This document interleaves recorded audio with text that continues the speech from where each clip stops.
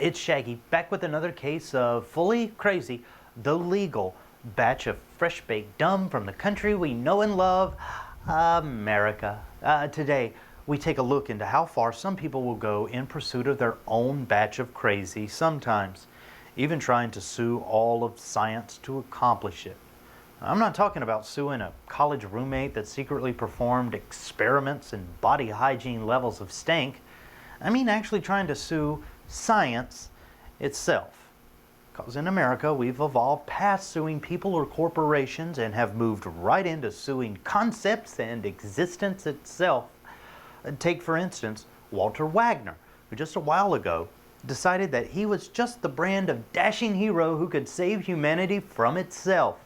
He founded the Citizens Against the Large Hadron Collider, launching a public smear campaign saying that humanity was doomed to a quantum physics death extraordinaire thanks to a large particle accelerator that was being built along the French-Switzerland border.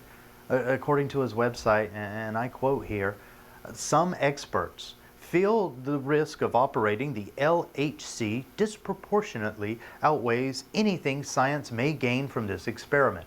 It is not possible to know what the outcome of the experiment will be, but even CERN, the European Organization for Nuclear Research scientists, concede that there is a real possibility of creating destructive theoretical anomalies such as miniature black holes, strangelets, and de Sitter space transitions.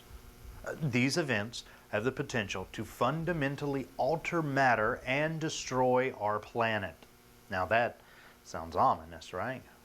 Well, up and Wagner away as the concerned hero scientist there set out to stop this threat to all human life everywhere. Now, while his website is quick to point out his impressive credentials, like, you know, he's a scientist too, you guys, as well as remind everyone how expensive this particular brand of scientific exploration is going to cost.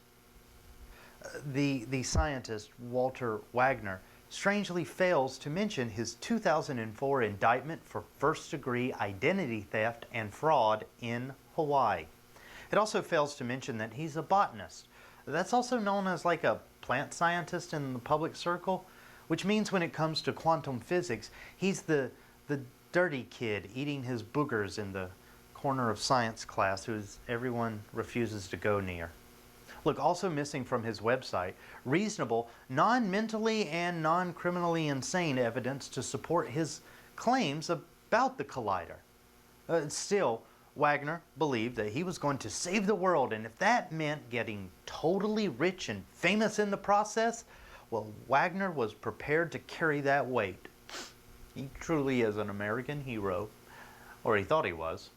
You see, there's actually some pretty basic science our botanist should have engaged in before he went to court with his holy cause. In the summary of the 2008 case of Luis Sanchez and Walter Wagner versus the United States Department of Energy, one obviously stunned judge had to explain, patiently I'm sure, and using his, adult words, that the plaintiffs in this case could not be entitled to a default judgment and permanent injunction against the people who made the collider, that's what they were seeking, as Hawaii courts have no jurisdiction over the country of Switzerland. Now think about that for a second. A scientist thought that you could sue whole countries and concepts of science who studied something completely and totally unrelated to physics was defeated by the fact that he forgot that Switzerland is not like the 10th Hawaiian island or something. And not only that, but had he been a real scientist, he would have known that the creation of black holes takes more mass than that big old particle gun in the apps can muster, ever. And that's coming from thousands of scientists that have spent some 20 years working in that field of science.